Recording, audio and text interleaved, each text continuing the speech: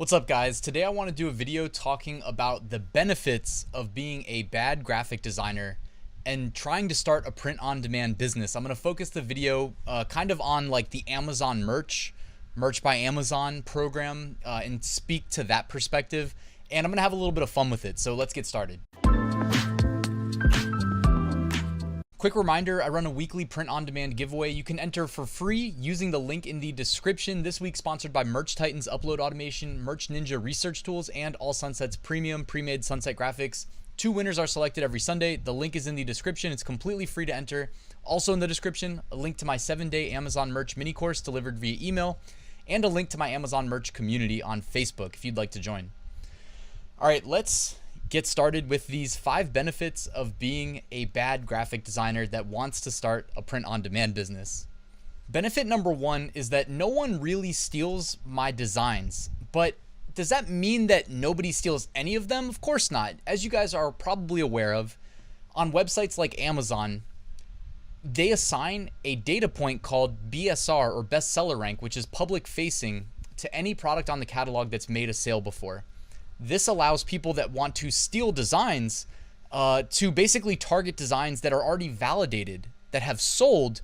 And even if your design sucks, like in this example right here, this is kind of like a St. Patrick's Day meme. I don't know if you guys remember because it's probably like over a decade old, but there was some local news station that ran a report. Everybody was saying there was a leprechaun sighting, and somebody did a sketch, and it was like the sketch artist rendering of the leprechaun description, and this is what it looked like. And every year I feel like this shirt, not just this one, I mean this has been reposted a bunch of times on Amazon, but this ends up selling a bunch around St. Patrick's Day because it is kind of a funny meme. But as you can see here, it's not a great design, it still makes sales.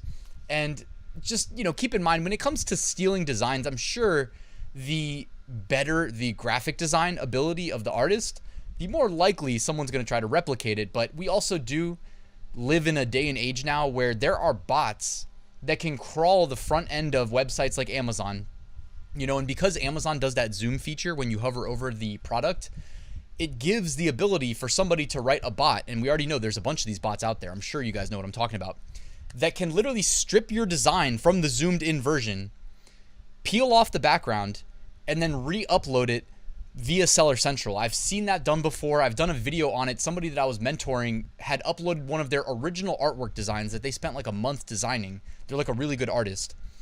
And within a day, it made its first sale and was stolen and re-uploaded 13 times to Seller Central. So no one really steals my bad designs, but does that mean that I'm safe as far as the pixel for pixel thieves? Of course not. And that reminds me, part of what inspired this video was my friend Juna at Detour Shirts shared a story on his channel. I'll link to it right here in the YouTube cards, where he found 2 of his original designs for sale at Box Lunch, which is like a big t-shirt retailer. And he wasn't sure if they had ripped him off. And I don't want to ruin the story, but you can go find the full details on his video on his channel, and I'll put it in the YouTube cards as well. But I remember telling him, man, I don't have to worry about that, because I don't think any of my designs are good enough for any big store to want to rip off. But I'll say this, Box Lunch did not rip him off. They were able to get the designs legally. All right, benefit number 2 of not being a great graphic designer but wanting to start a print-on-demand business is that my approach to design favors simplicity. And that's good because the simpler design is, the less effort you have to put in, the more designs you can get created, the more time you have left over for uploading and doing keyword research and all of the niche research, etc. So it favors simplicity, which shouldn't be overlooked. I mean, you kind of have to figure, like with print on demand, you now know how to turn your time into money. Your time is now money, because you can sit there 24 hours a day, niche research, design, keyword research, upload, and just repeat the process as many times as you can. But who's to say which approach will make you more money? Some people, it's going to be more simple designs, getting more designs or more products posted with simple designs.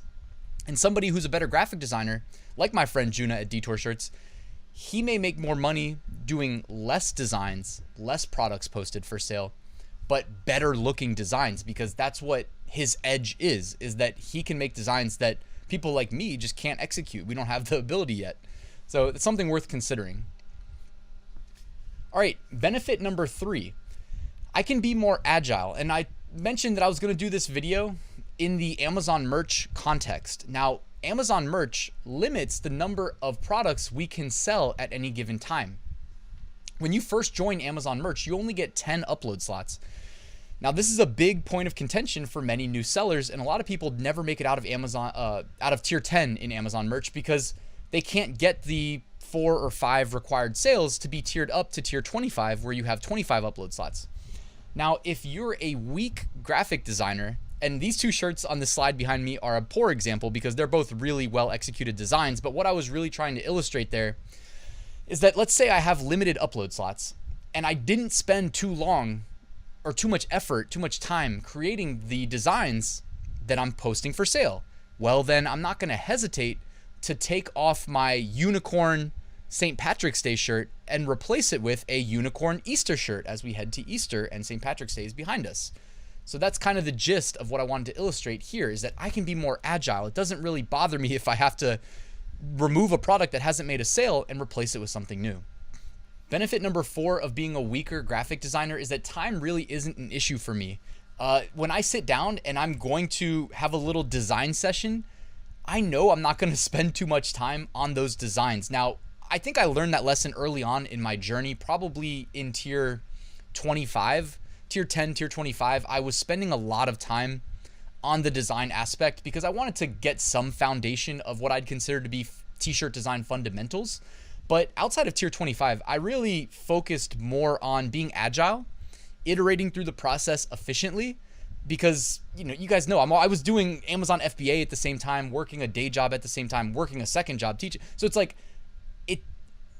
I always think my brain works in a binary way sometimes. Like in this sense, it was binary because if I spent too long on any one aspect of doing Amazon merch, whether it was niche research, design, upload, keyword research, except whatever it was, if I spent too long, I risk the binary nature being a 0, which is that I didn't get it done. And I'm always of the mindset that it's better to do it 50%, but flip the binary switch from 0 to 1 and have accomplished something, as opposed to having done nothing but having an excuse, right? I mean, think about it. How many people in life don't do whatever it is that they maybe is important to them, like the binary nature of things? I hate when things are boiled down to be overly simplistic and make them binary, 0 or 1, did or didn't do it, etc., because not everything is that simple. But in this case, when you're talking about actually getting something done, it typically is that simple. Did you do it? Yes, no.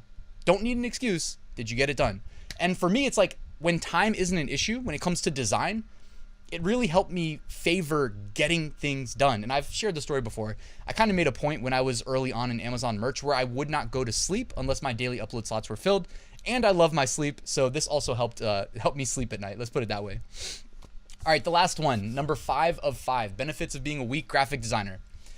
There's room for improvement, and I'm addicted to learning, you know, self-proclaimed learning addict. I like that I don't know, I get excited about that I can learn new ways to improve my game, you know, and it's not just the end result. Like, it's not just reaching the, you know, if I had to rank these 3 pineapple shirts, I'd say the one on the far left is probably the weakest, the one in the middle is like second best, and the one behind me is the best, right? I like the idea of being able to up my game, and it's not just about having the best design, but also, can you crank out a good design efficiently? I'm always thinking about efficiency because I have to. I'm spread very thin, but I like that too. I like being diversified. So there's always room for improvement, and that keeps me excited. All right, and that's really all I wanted to talk about. I had some fun with this video, guys. If you can think of any benefits of being a bad graphic designer that I missed, let me know in the comments below. Also, just a quick reminder, I did take the time to write a full Amazon merch course. I think it's like 70 or 80 lectures. It covers niche research, design, more of a simplistic nature approach to design. Also, places you can get free graphic design assets to improve your designs without being a designer. Much more, you know, custom strategy tailored to your tier for Amazon merch. You can check out the course, link in the description. And that's really it, guys. Thank you for watching. Like, subscribe, and I'll see you tomorrow.